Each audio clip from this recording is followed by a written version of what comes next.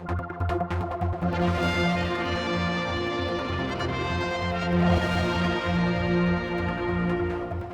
I'm talking with Angela Moffatt here in the Prospect office. It's really a follow-on to the Alf Cannon interview that we put on MT TV the other day. I mean, you sat through 16 minutes, I think, of the whole thing. Obviously, it gives people a chance to explain their case better, but you're not happy with some of what he said, I understand? I think happy is a rather inappropriate word. I don't think anybody can be happy with the current situation. We've seen the best part of a week of Eric Holmes and Alf Cannon play out a very public spat in which both sides have basically torn each other to shreds. I think within the current situation, what we need is a little bit of calm and a measured approach to these issues, and we're not seeing that at the moment. Why has it got so personal, do you think? I'm not entirely sure. It's always very difficult in these situations. People tend to get very emotional because they care deeply about the issues, and that's not a bad thing. But definitely in terms of some of the facts that are getting out there to the public, that's what concerns me.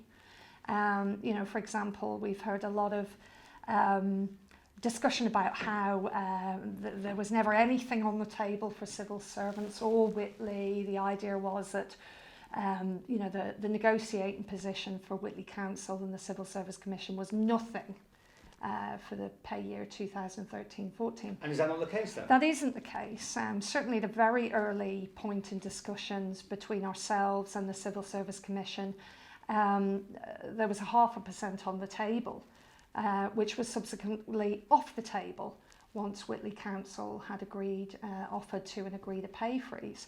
Now, there were going to be conditions for that, but it demonstrates quite clearly at an early point, May 2013, that the Commission was prepared to talk about a well below average pay deal for the civil service. And presumably, too, that would have gone into Whitley Council employees, too. The impression that I get and the information that I'm receiving is that they were kind of blindsided, the employer's side, by the offer of 0% from the employee side of the Whitley Council. So once that offer was on the table, once it was balloted on and accepted, it necessarily made civil service discussions more difficult. But I want to sort of emphatically state that in terms of the negotiation process, from April onwards, when we opened talks with the Civil Service Commission, we were talking about a pay settlement, and the employer was not ruling that out, quite the opposite. You have a bit of a juggling act yourself, don't you? Because you represent people on both sides of this. Yeah, and I think one of the disappointing things that I've heard is that apparently unions are squabbling. Yeah. We're not squabbling with the employer. We've reached an agreement with them.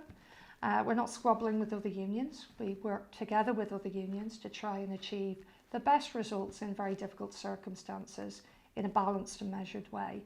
So we're not squabbling. We're trying to get through difficult circumstances in a calm way. But we in Prospect represent civil servants. We represent Whitley workers. In fact, we represent health workers, social care workers, MEA workers, private sector workers. We're a really, really diverse union. And to say that somehow we've sold Whitley out or we're trying to destroy Whitley Council or anything like that is completely untrue. Certainly as we move forward towards this Public Services Commission that the Chief Minister's talked about, we're on board with that. We know it's going to happen. Oh, you do feel comfortable about bringing this together then? I think we have to feel comfortable with it because it will now happen. So it's irrelevant what you think of it. It's going to happen, and that's that. And moving forward, the forum that's proposed provides us with an opportunity to negotiate fair deals and work on behalf of all of our members equally. We have about 100 Whitley Council workers in our membership, and the job that we do for them is exactly the same as the job that we do for any other member.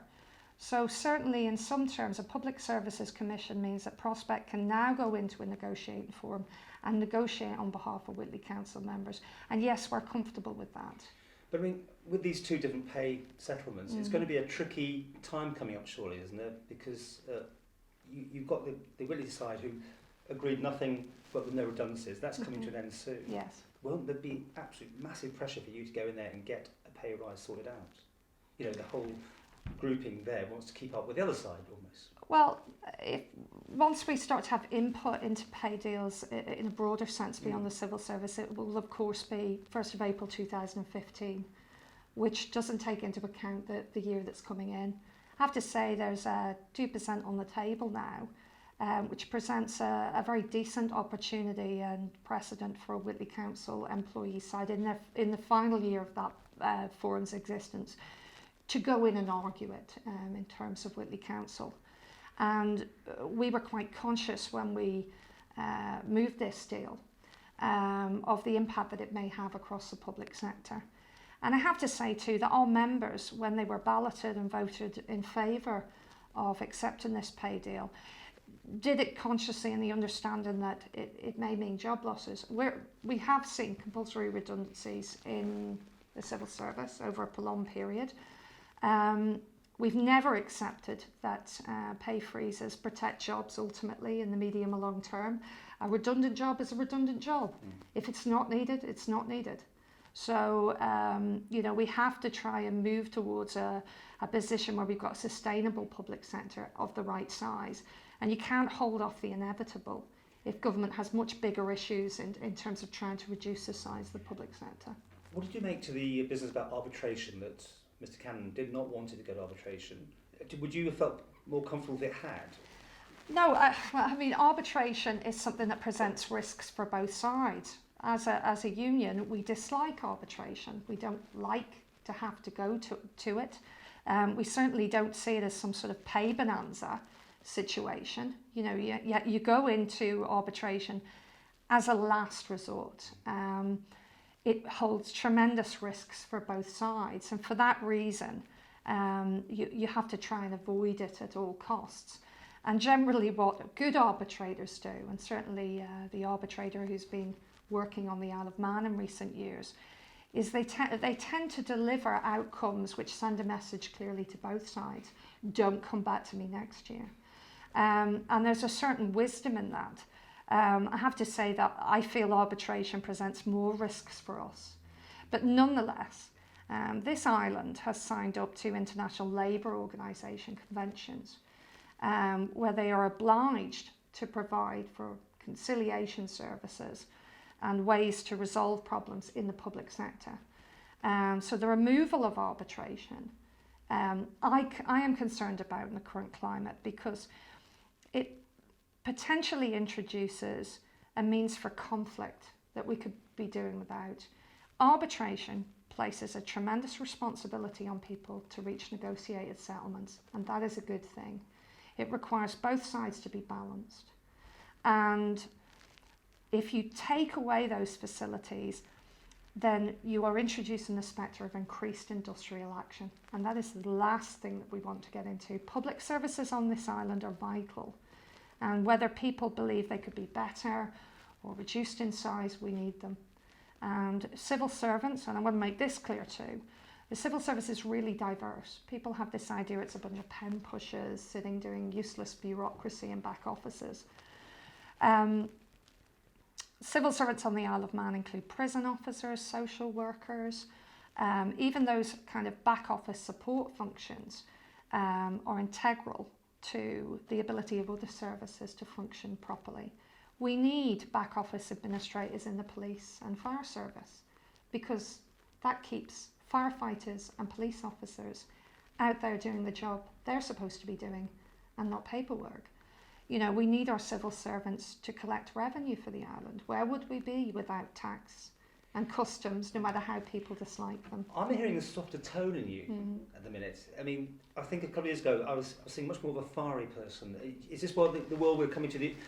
Everyone's realising that there has got to be more, not banging of heads, but at least getting together. I think in the previous administration, there was far less means for unions to work constructively. So you can have an argument with yourself, but actually when you've got an administration, and for all the criticism that there is of the current administration, they have provided avenues and means to have dialogue, which means that we can come to solutions. That doesn't mean that it's an easy environment for unions to get what they want. Again, it's meant that we've had to be far more mature, we've got to be ready to compromise a lot more, and take a responsible attitude. So what do you make to Mr. Cannon? Because he did seem to have a bit more fire in his belly, should we say, a bit reminiscent of some UK politicians, I thought. I think the difficulty is that Alpha, I don't want to get personal. I'm sure he's a perfectly nice guy. I don't know him on a personal level. But when the position that you take is one of almost taking on the unions and not putting up with their nonsense, you then give yourself an obligation to demonstrate that. And to be fair, in the current situation, there has been a bit of provocation on both sides, which hasn't been entirely helpful. But certainly, I go into meetings with Alf Cannon present, and they haven't been full of conflict. It's been about trying to listen and reach an acceptable compromise, and that's the basis on which we've tried to proceed. So, to hear comments about union squabbling and not being constructive, that isn't the experience the prospect are having in forums where he's present. So I'm slightly mystified why, on the one hand, publicly, he's delivering those messages. Because privately, that certainly isn't what's happening. And I guess that maybe there's a little bit of electoral, motivation there. He's grandstanding. He's playing to the media on this, you think? Okay. That's for others to judge. Before we finish, you saw the whole thing. Anything else you want to put your point of view to what he said in that interview, or in general? Anything else that stands out? Or where do you go from here? You'll be sitting with him across the table soon, no doubt, tea and cakes and having a good chat. Is that what you're saying?